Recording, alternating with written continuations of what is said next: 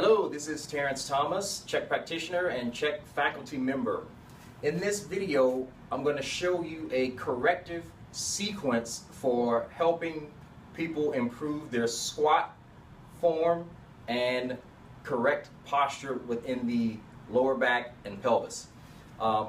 If you or one of your clients or anyone, your friends, are having trouble squatting, this sequence of exercises should help. It's worked pretty well for me in my practice, so I figured I'd share it with you guys.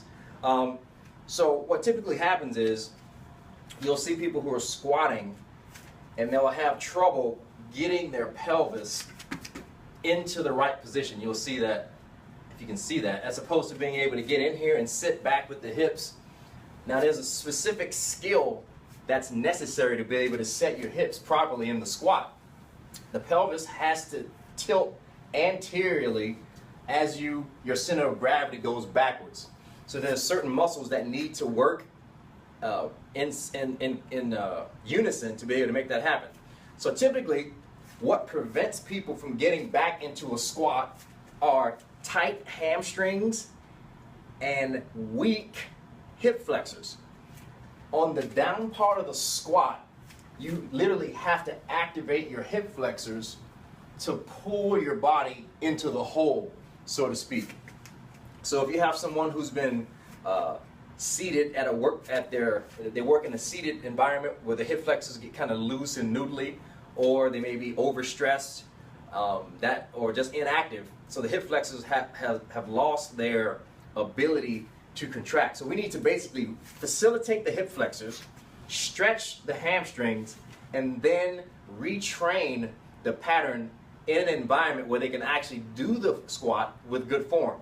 So let's say you can't do a squat with basic body weight. So we wouldn't try to retrain the pattern in this. So we would have to what we call descend the pattern, or make the pattern a little easier.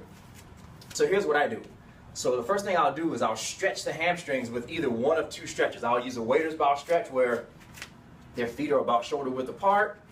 I'm going to keep your knees slightly bent, and then I'm going to push the hips back, making sure that I don't round from the spine. I'm going to sit back, only go down as far as you can maintain your lumbar curve. And then I can either do it statically or perform a contract, relax technique to loosen this up. If I want to perform a contract, relax, I'm going to inhale. For me, I'm going to hold the top of my breath, squeeze my butt cheeks together, squeeze my abs for 3 seconds. And when I let go, I should be able to go down a little bit further. So I'll do that a couple of times, maybe 3 to 5 breaths, depending on how tight they are. Or I'll have them use what we call a kneeling hamstring stretch, where you can go on your knees. If they have trouble balancing, you can have them hold on to a Swiss ball. So with this one, I like to have my one leg straight. I'll do it this way so you can see me. The hips have to stay square, perfectly square. Both what we call ASIS, or anterior superior iliac spine, should be pointing this way. We don't want to do that because that's going to stretch something else. So I'm going to go here, bend the front knee slightly, focusing on keeping the chest up and pushing the hips back. I'm not really concerned with trying to go forward. It's more about positioning of the pelvis and the knee. Keep the knee slightly bent and the ankle fully dorsiflexed, or the toes pulled in. And from here, if you're in the right position, you're going to feel this right away.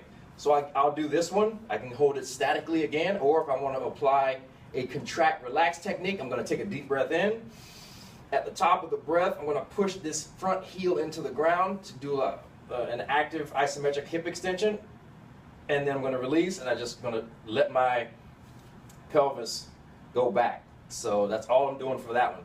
So after I've stretched the hamstrings out, what I then do is I do an exercise to facilitate the hip flexors. And one that I often do is, this is called the lying march. It's very good for activating the hip flexors, but also it's a bit of a lumbar and core stabilization exercise as well. Let me just quickly bring this camera down so you can see. Okay, so I'm going to be here. Both legs are going to be straight. So if my right arm is above my head, I'm going to slide my left heel into my butt, and then I'm just going to alternate this position. Okay? So this exercise can be done 2 ways.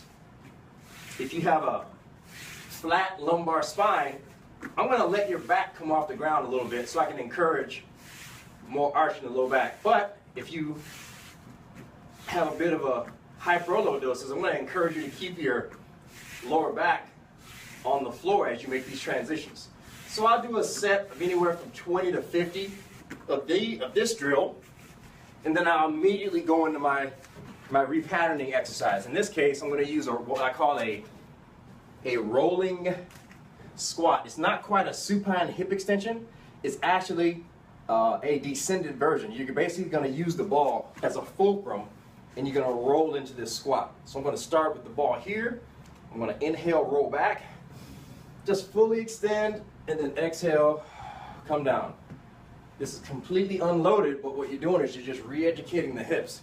When I come down into the hole like this, I'm sticking my butt out and really focusing on anteriorly rotating the pelvis. Nice warm up.